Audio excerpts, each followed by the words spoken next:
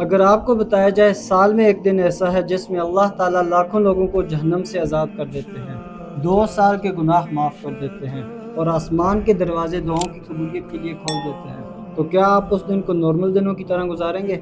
یہ ہے یوم عرفہ کا دن۔ نبی کریم صلی اللہ علیہ وسلم نے فرمایا، یوم عرفہ کا روزہ پچھلے 1 سال اور آنے والے 1 سال کے گناہوں کا کفارہ بن جاتا ہے۔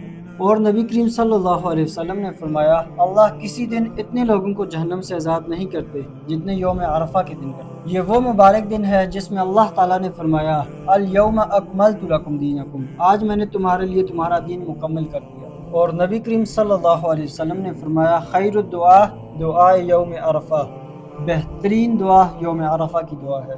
اور اگر آپ کی کوئی دعا رک گئی ہو یا کوئی آزمائش ختم نہ ہو رہی ہو تو یوم عرفہ کے دن اللہ سے مانگ لیجیے۔